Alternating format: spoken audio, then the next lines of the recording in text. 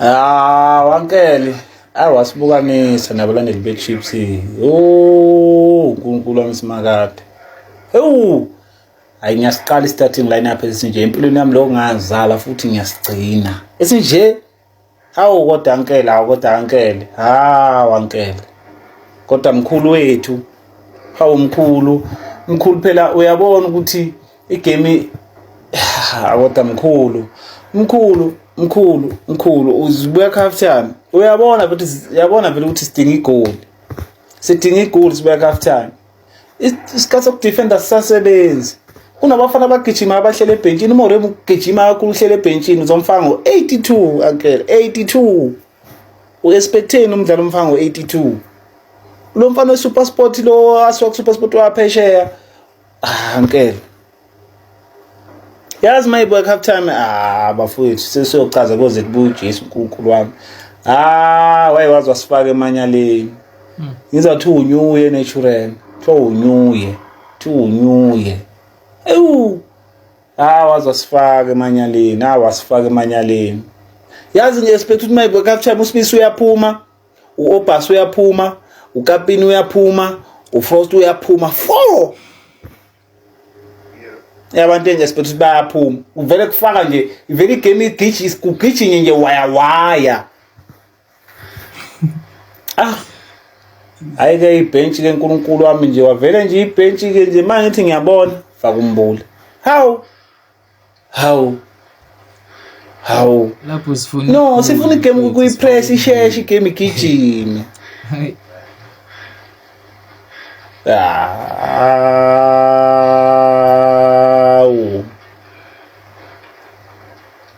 Okay, uModibo umsaphi ankele udefender abantu abawu3. Angithi unama defender awu3 vele. Ukhona umdawu. Umsaphi Modibo. Udefender abantu abawu3 faka idefend ukeep bakwethu. uFrost akaphumi ngani naye ephumule. Yazi bese phakathi kwaMfokeni waPolice khona umdlalo oyi1 okumele esale. Kungena uMorem, kungena lo mfana weSuperSport lo waya phesheya. Kungena noTalent Mbali. Sekufuna abantu vele abazokhahlela vele ipali vele once. Kodwa uNkulunkulu wami ngizoba yini natural naNkulunkulu wami Jesu okulunga. Kulungile mdala ayobokisile ke ngathi ke. Uyabona nje vele wasibulala nge-starting lineup akekho ngabonanga ukuthi hayi. I'm going to put it like this. You're the only player who plays in the Premier League on the field. But yet, you're the only player that doesn't know that once the ball is cleared, we must go out. So that we don't play the opponent onside. Lyle Foster, you're the only player that plays in the Premier League. But you don't know that. Yet they want to convince me that you're a good player. They want to convince me that our critics were not valid. You're a disgrace, man. You're a disgrace, man. The fact that you play in the Premier League makes it even worse, man. I'm going to have to say it like this. I won't sugarcoat, I'm sorry. You're a disgrace of a player, man. Because you playing that player onside is what finished our players' confidence. After that goal, we never played the same. We were under pressure. They were attacking us. We had the game on our hands before you decided to play that guy onside. Wow, man. I don't know, something told me that it's gonna be you who's gonna cost us in this tournament. That's why I was on you so much. That's why I was asking, why are you being played? I would prefer Makgopa, man. At least he presses. At least he's good off the ball. At least he's not caught on offside 9 times in 20 minutes. You always offside, and your movements off the ball, Lyle Foster, are horrible. What a striker, man. Uyisizile ke kodwa uMbokazi ngokuthi ayihambele azele kuMSL.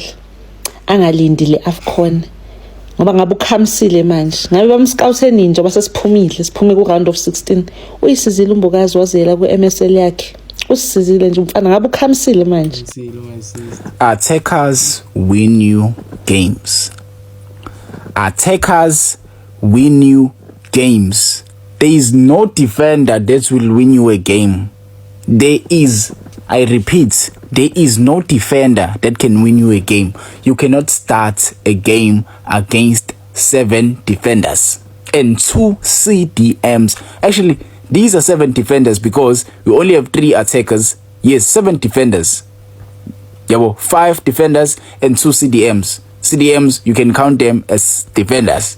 You cannot win a game with defenders. You cannot win any football match with defenders. There is no match that you can win. And on top of that, ushintsha abadlali, the players you bring in, the type of players you bring in, you don't bring in the type of players that can win you games. You are bringing in the type of players abazozama ukuthi baswinise. You are bringing in players i-game isizophela. Why are you doing that? Why are you doing that? You saw the team was losing 1-0. The team was losing 1-0. First half, the team was losing 1-0. Second half, you were supposed to bring players who were going to attack Cameroon because they were defending. Almost half of the first half, they were defending. Almost the whole first half, they were defending. They got that opportunity to score that goal because they were defending. That was their whole memo. They conceded 2 goals in the tournament. It was the 3rd goal that they conceded against the Bafana Bafana. In their whole group stages, they conceded 2 goals. They know how to defend. When you are going to play against a defensive team, you are going to put 7 defensive players. What do you think? What was the game plan? What was the game plan, guys? Oh my days, bro. Oh my days. Do you think so survive a World Cup? I don't think so survive a World Cup. I don't think so survive a World Cup. I'm defeated. I've never felt so defeated in my life, and it's worse because we have a very, very, very, I wouldn't say stubborn because he's very older than me. Yabo, he's more than older than my father. So we have a coach that you cannot tell what to do. We have a coach that do what he wants at his time, and his selection is the final. And when we lose, he doesn't take any accountability. His mistakes, he doesn't see the mistakes. Like, we are in trouble. I don't think. Yes, the coach has made so many things for Bafana Bafana. Yes, you have to highlight that. You saw Enzo Maresca won a trophy for Chelsea. They won a European trophy. They won the Club World Cup for Chelsea. But things didn't work out. They had to let him go. Same as the Liverpool coach. He won them the league last season. But things are not working out right now. I think there must be decisions that must be made behind the scenes. I don't know, man. Maybe there must be changes that are supposed to be made, because if things are continuing like this, I don't think i-World Cup sizokwazi ukuthi sibe nayo leyo nto leyo. I think soba inhlekisa kakhulu ku-World Cup. Ngibone line up ke isethwa ucoach usayithanda ex yakhe.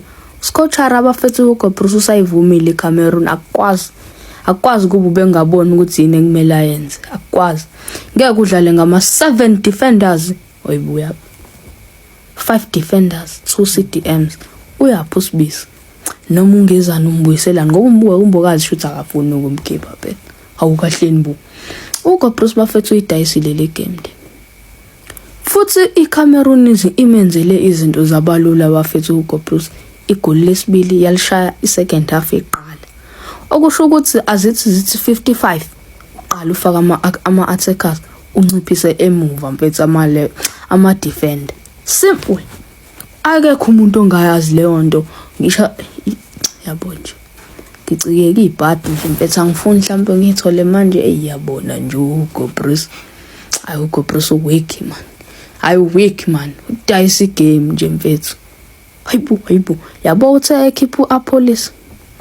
Kube kuyena omakayo, kube kuyena obezama. ngabona ukuthi ishayile la. Ngiyasho ukuthi okay uKabini yes uyamkhipha. Ubethanda ukuba useless lapho nalapho.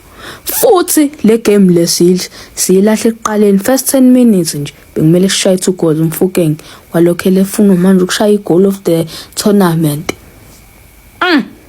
uFoster Buffett akakhishwa ngani? Akakhishwa ngani uLyle Foster Buffett? U-Onis umdlali wamenza waba onside. Waqeda yena wazoba offside. La cancel igoli ngoba offside. Kwathi kusuka lapho wazosibozela nje. Indaba engakhisha uLyle Foster. Kodwa ke it's fine mfethu sishayile eMzansi. Ishayile. Kuyikona nje ukuthi sibonga ukuthi ureferee befe kuona wonke umuntu akasirobhanga. Kade phela sagcina nyathi ukudlala igame right. Mase sibonga nokuthi abekho abadlali abalimele ama long term injury. Sibuka nje uShandra Campbell bagcine ngokuthatha icontent. Ayibandla. Hayi ku World Cup nje siyovakasha lapha. Sina ke sobe sithatha icontent ke ku World Cup ke. Bonke ama country azobethatha ama point kuthina. Asikwazi nje ukuqhubeka kanje.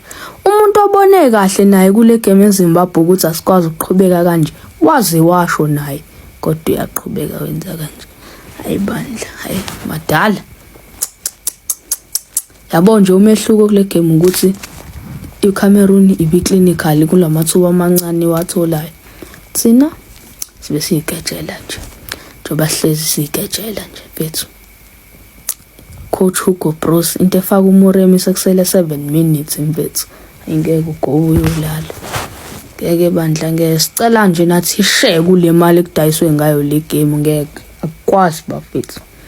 Kuyikona ukuthi hayi ukuthi angikholwa ukuthi siphumile ngiyakholwa ngiyabona nakho. Kodwa nje hayi shame. Ayibandla. Ayike bafethu now net vele siphumile kwi-AFCON. Besicela babukhoza vele ayidedele mfethu ibulalane.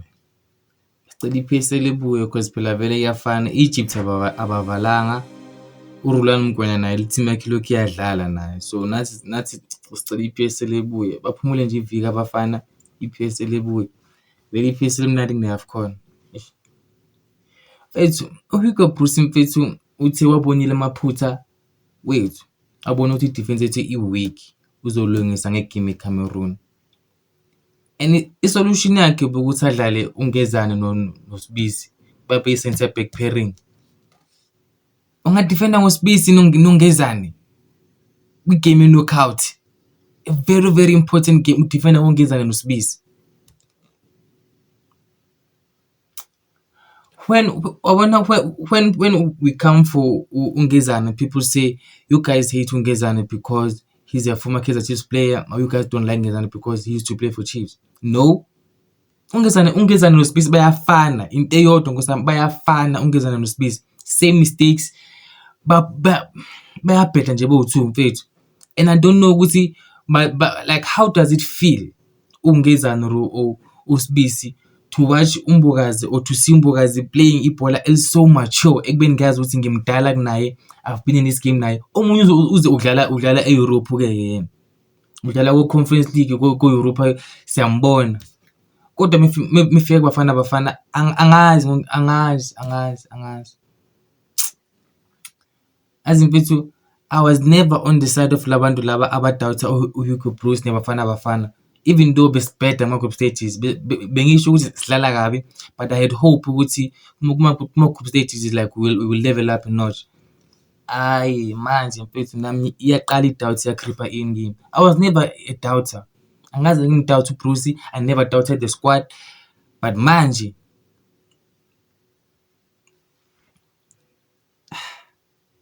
and if it's any part of me like angifuni ukublame uBruce because we could have buried the game in the first 15 minutes. We could have buried the game in the first 15 minutes because the Cameroon is not like Beimland. It's not like Cameroon or outplayed us. We outplayed them. We just we played. They scored. That's what they did because the whole game Upaleba was on the floor. Anything as well I would say going to the game I was really like looking forward to watching Upaleba play. And this whole time Mchita Mfethu is rolling on the ground. Mokoena bafethu uyi-star, Mokoena bafethu. Mokoena uyi-star, and I don't know ukuthi uzokwenzakalani when uMokoena alimala or uMokoena retire kule position leya. We need umuntu ozomreplace. And looking at how Sundowns is moving, iSundowns iqeda kusanomu isi-striker sase angazi sawuphi sa-striker lesiya. iSundowns kuzovele kube team yase-Europe. That's bad for our football, bruh. That's bad for our football. We need Sundowns ukuthi produce the next Mokoena. Angazi ukuthi the super sports ayisekho nayo. Kuningi and as nathi ngilale bafile. Look at the time. I want you guys to look at the time in business recorder. It's 3:06 in business recorder. So bafethu, please make sure you subscribe, you comment, and do all those things. Thank you. Signing out.